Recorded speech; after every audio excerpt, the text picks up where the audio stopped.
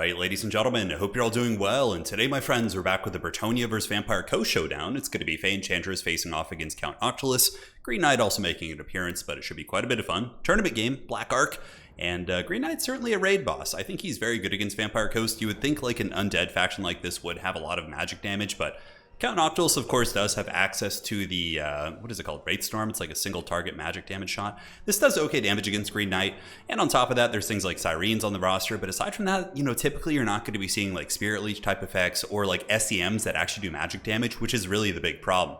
The Green Knight, of course, wouldn't like being attacked by some big anti-large SEM that did magic damage, but it's something like Sirens that don't do that much damage per model, and they would have a hard time trapping him in place anyways. So I think the Green Knight is really, really underrated here, because he has 100% armor piercing, so he can get in there, go after a character like Count Noctilus, and really do tons of work. Anyways, rant concluded. The line is going to be Battle Pilgrims, backed up by Men-at-Arms.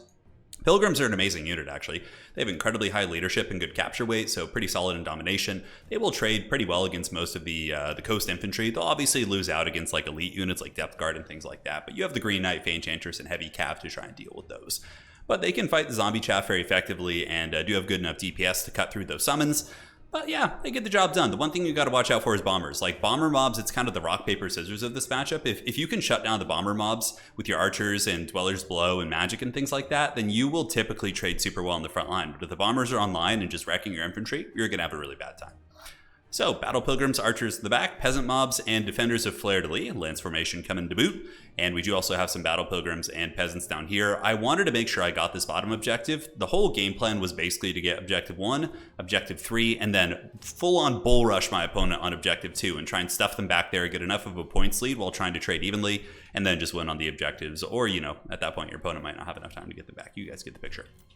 So for my opponent's build here, it is going to be Fellbats up in the sky. We do also have the Hard Knock Life with the Pit of Shades, Invocation, Wraith Storm. Wraith Storm definitely a good choice.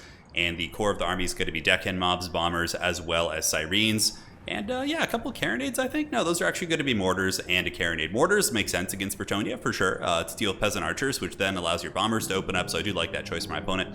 I think it's pretty solid for sure. But both armies going to be waddling out into open field, and the Bretonnian Cav will be summoned in droves. So we're going to be opening up with Knights Errant. Knights of the Realm are also very good here against Hulks and Mourngulls and all sorts of big scary monsters. But again, just a little bit of posturing here. I do leave some Battle Pilgrims on the low ground, figuring that's going to be enough of a deterrent. My opponent would have to send something of decent quality to get them off, like Depth Guard. So they'll be able to hold it. And now we're getting mortared a little bit. Some mortar shots are coming down, and it looks like a little bit of topical fire going down into the Battle Pilgrims, but nothing too scary. Decent shot there, is able to take out 12 models, so certainly very nice for my opponent. Fae Enchantress and Green Knight going to be going up, and you know, a lot of Vampire players get a little bit brazen with their lords because they're like, yeah, you can't. Noctilus is an anti-large, you know, duelist character in a way, right? He can fight Green Knight, but you do not want to get it twisted. The Green Knight will do some serious damage. So we get in there. Green Knight, of course, has very high weapon strength at 430, but also has 100% armor piercing, like I said. And Frostbite too, right? So he popped the Dolores Blade, and suddenly you see Count Noctilus getting punished by Gilles here. Gilles is going deep, and he's getting a lot of work in on Count Noctilus. He's escorting him back to his own army there, and Count Noctilus does take a couple big shots. It does force an Invocation, and we get a Dwellers Below as well. So we cast that on the Gunnery Mobs. My opponent tried to unsummon them, which is a really cheeky play, but the Dweller still is going to make contact, and I don't know if it'll quite kill him. It should. I mean, it's a 17 wins a magic spell that's a direct hit, so it's going to do some substantial damage at the very least and allow my archers to kind of get in there. Here we do get some Fellbats and begin. Fellbats going to be a little bit problematic as they do move into the archers, but again, Bretonnia has good sweeping units, and my archers now have good concave fire on top of the gunnery mob, the bombers, and which is really, really what we need to be shutting down. The rest of my cav going to be in position here. Nice little bait for my opponent. I think, get most of my cav out, but the Pit of Shade still is going to be doing some substantial damage here, so very, very well played there. But here you can see the archers doing well, and the Knights Errant, a fully couched charge, lancing that couch all day, baby, right into these big boys. And they're not the anti-large variant, but animated hulks aren't like super tanky. They have low melee defense, so any charge from some sort of a cav unit's going to be good. Now, Wraith Storm going down on the archers here, which is an interesting choice. I think using it on the Green Knight, I don't know, it's hard to say. It depends on your game plan. Are you going to ignore the Green Knight? I can see the angles on both of those, but shutting down the bomber mobs is pretty essential here. As you can see, these bomber mobs are shut down. Green Knight is basically just hunting down Count Noctilus, and you know, again, vampire characters are so used to being bullies in multiplayer. If you could have something that could actually just chase them and is, you know, equally as unbreakable, it's going to be very, very strong. So here comes the hunch. Dweller's Blow going down, and the Deck Hunters in the back might be able to finish them. It didn't quite kill the Bomber Mobs. I mean, they still have 63 models, so they're still relatively effective. And I do get pushback here. You can see my Knights Errant kind of get crumped a little bit. In the back, we do have the Hand Cannon Mobs dropping some big shots on my Cav. So it's a little bit of a messy fight, honestly. Back and forth, value trading's dead even at this point. But again, we both have access to healing, so there's going to be some mitigations. And over here, it's going okay. Battle Pilgrims cutting through most of the chaff units, and some of my Knights Errant are going to be slipping into the backfield. And Coast is not the swiftest of armies. I mean, they do have Scurvy Dogs here, but the Scurvy Dogs are headed off by Knights of the Realm. Should be a good fight for us. And the other Knights of the Realm, as my opponent tries to counter push me, this is kind of the whole thing. They start to overextend, and that's where your Cav can really shine. But getting into the backfield here felt pretty good. Knights Errant going to be jumping on top of Carronades, which is going to be massively lowering the DPS that my army is suffering. And we do have an opportunity to maybe go after the mortars after this. We'll have to see if my opponent's able to respond in time, but there are some hand cannon mobs here that could do some work. Green Knight really causing a lot of pressure, fighting and holding back a massive tide of zombies. Battle Pilgrims, this is why they're awesome. I mean, they have some sweet Friar Tuck haircuts, which is very, very cool, but incredibly high leadership for Bretonnia. They're going to be able to hold back a tide of undead, and that's pretty rare, right? Like a lot of mortal factions like the Empire, for example, you have to resort to flagellants, but flagellants don't have the same defensive capabilities as Battle Pilgrims. Their melee defense is 31. Flagellants have like 14 melee defense, so they're a much better holding unit for sure. Granted, they're not unbreakable, so it's a little bit of a trade-off here. But, you know, honestly, guys, I'm getting forced back pretty good. You can see here we do have some Syrenes moving in, but being hammered perpetually by cavalry cycle charging. But still moving up from my opponent. In the backfield, those Knights Errant, I took out the Mortar and the Carronade, which was just such value city. We see two pistol mobs coming out, but again, another pick for the lady. The Knights of the Realm going to be getting in there, and they just hammer into these hand cannon mobs. And that was certainly a big value pick. Again, this one Knights Errant, that's all it takes sometimes against these like range factions. And look at the damage value. Look at that, it's so cool. How you can see that on the mod. You can just mouse over units and see how much damage value they've accrued rather than kills, which is certainly a much more useful metric, I think. Enchantress here, going to be draining, and her Mortis Engine's okay. Got to watch out for Count Noctiluss, though. This was a little bit of a sloppy play on my part. You know, a little misplay losing like Faye could easily cost me the game.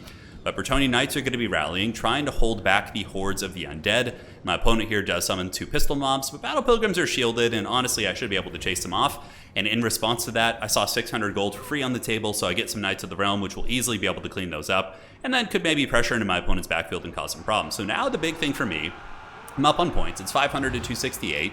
It's going to be trying to make sure I don't lose my home objective, and Costa is pretty scary in this regard. We do see the animated Hulks and Halberds pushing up, a lot of relatively durable units, and a beautiful Pit of Shades for my opponent. Really, really nice cast here. Is going to be coming in and just nailing all these heavy calves, so going to be paying the troll toll a little bit right there, but you know, you got to pay it sometimes, and it does hit several of my heavy cav units, including a healthy unit to the realm. It does also kill the zombies a little bit, but at the end of the day, that was a big win for my opponent.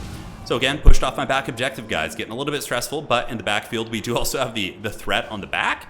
Like, the Green Knight is just methodically killing everything he hunts here, and on the upside, right, like, he could just take this objective. If he gets, like, one cab unit back here helping him out, which it looks like there is one, we might be able to wrestle this back objective, and back here, this is also a big win for us. We do pick off these two pistol mobs, and there's nothing that Vampire Coast could really summon here that would be able to fight off these two units, so I don't think there's going to be any counterplay from my opponent. But again, I am stuffed on the objectives.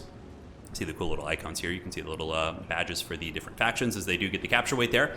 And now it's time to bring out some, you know, fighty units and slowly push back. I accrued the value lead. My opponent has tipped the momentum back in his favor, but I do have an opportunity now to get some infantry reinforcements. So Foot Squires are going to be coming out. Now, they are, I don't think they're quite as optimal as like Battle Pilgrims, but I wanted to bring a couple just in case Depth Guard came out, and they still do have decent, you know, anti-infantry bonuses, right? So they can get through zombies pretty well. Fey Enchantress getting caught by Count Noctiluss here is very Bronzodia of myself, but Fey Enchantress should be able to get away.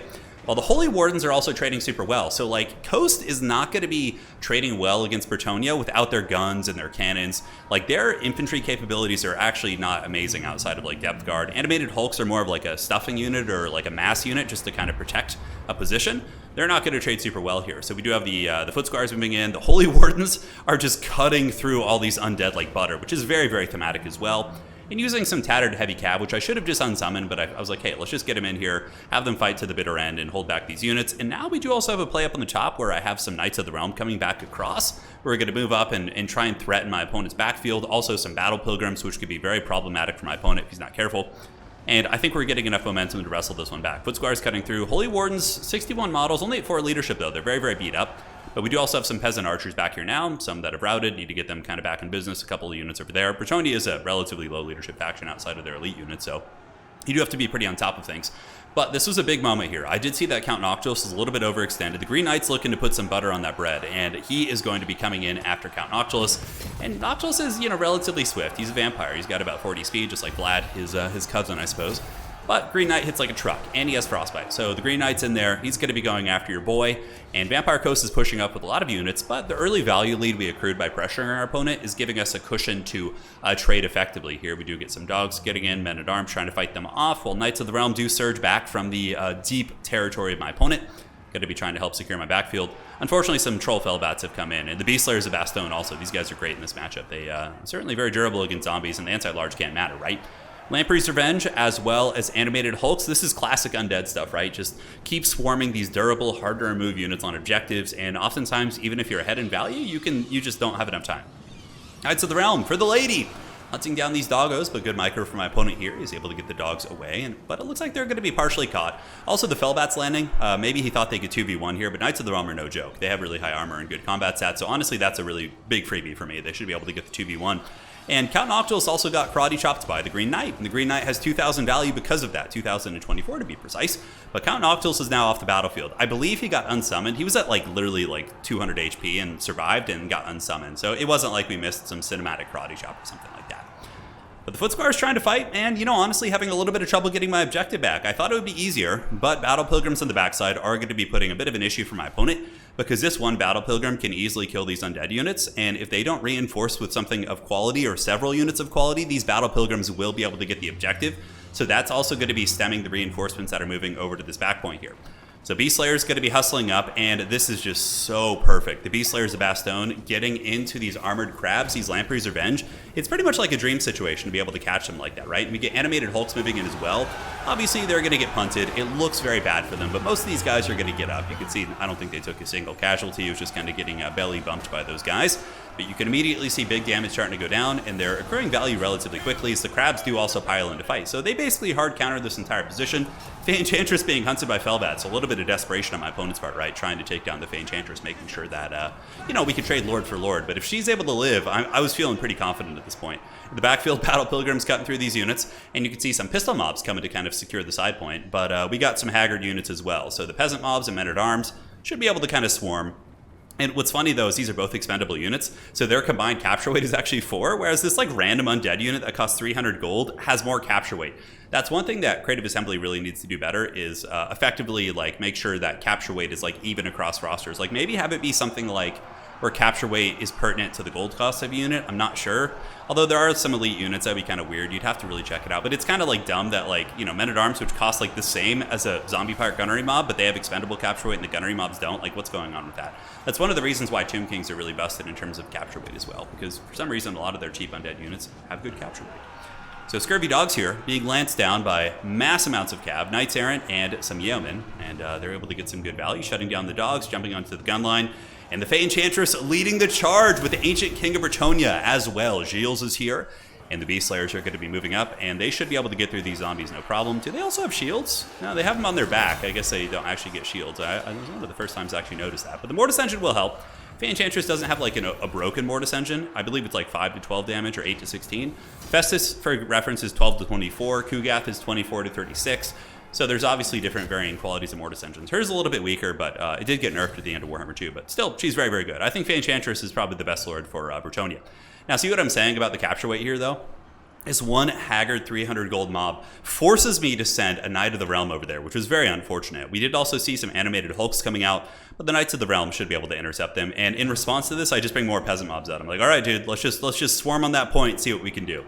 Back objective's going to be coming into our favor. I am behind my opponent at this point, a little bit scary for sure, but still 953 to 1028. So if I do get the second objective back and manage to hold the side point, we should be okay as it pertains to the objective game.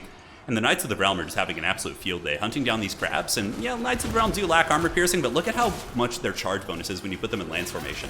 That's something that a lot of Bretonnian players really need to start doing if you're trying to learn them, is use the lance formation. The charge bonus augment is crazy. 95 charge bonus is so good. And they get a charge onto these big old Crabos, and the Crabos are not having a good time. The anti-large, I think on them is 15. It's pretty substantial. That's 10. So that's really going to equate to quite a bit more DPS against those guys. In the backfield, Knights Errant do collapse on top of the gunnery mobs, and it's looking like we have pretty decent control over the battle. 15.3 to 4.5, even though Undead do have healing. It doesn't really matter since Noctilus is gone. He hasn't been able to heal for quite some time, so I think that is a relatively true value lead. And now the Knights Errant going to be hammering into the zombies, trying to get them off the points. while the Beast Slayers as well as the Battle Pilgrims just continue to mulch all these undead units. And Sirens aren't what they used to be. It's still a really good cheap source of terror, but with the changes to physical resist, like they're not like as raid bossy now. Like they're a little bit more well-rounded, but before they were more skewed, whereas if you didn't have magic damage, it was kind of like really just absurdly difficult to deal with them. And also those animated Hulks that were summoned to the backfield to try and take the back objective, Knights of the Realm were able to hunt them down. So you can see these big animated Hulks are going to be paying the troll toll, and yeah, basically hard countered here, and that's going to be GG well played. So certainly a fun one, and really Vampire Coast is a top tier faction.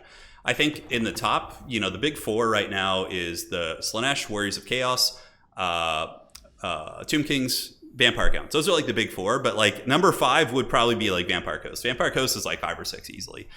Incredibly strong faction, and it just goes to show like that my opponent was a strong player. Both of us are in the top 16. And Bretonnia was able to trade very efficiently and has some really powerful tools against some of these factions. And really, Bretonnia actually isn't bad against Vampire Counts either. Bretonnia pretty much has 0 chance against Tomb Kings in my experience. I've tested that matchup quite a bit. And against equally skilled players, or even players who are a little bit worse than you, but still are decent at multiplayer, like you're not going to beat Tomb Kings. They just crush the Bretonnians super hard. Like Ushopti Great Bows kill their Cavs, Sepulchral Stalkers, infantry trading is just abysmal. And the new percentage-based healing for the Tomb Kings is just broken. But as far as like dealing with top contenders, I wonder about Bretonnia versus Slaanesh. I haven't really played that one much. I would be concerned because Hellstriders can basically trade into like Wild Riders, which are like a 400 gold cost increase unit, but maybe Knights of the Realm into Hellstriders? I don't know. I feel like they'll always get the charge in you. Probably would be a bad matchup. Plus, Slaanesh has all these like rampaging effects, so they can rampage your expensive Knights and just like drag them to their doom. And obviously, Slaanesh infantry will annihilate Bretonnian infantry. So yeah, and I feel like that'd be a bad matchup. But you know, if Bretonnia can deal with Coast, if they can deal with or trade into Vampire Counts, which I have another great replay coming up of that matchup, because this was in a single faction tournament. Not single faction, was it? It was a regular tournament. I played Bretonnia several times and had really good success, and I had an epic matchup with Ulrich Rahl and his Vampire Counts, which will be coming up soon. So stay tuned for that. But yeah, Bretonnia is good. They're not bad. I'm really happy to have discovered them. Shout out to the glorious Korean player, the true Bretonnian, for showing me the way. So thanks, man, for playing these tournaments and showing that Bretonnia's got some teeth. GG, well played. See you guys next time. The key, really starting with heavy infantry and then leaning into the heavy cav after that, not vice versa. That seems to be the key. GG, well played.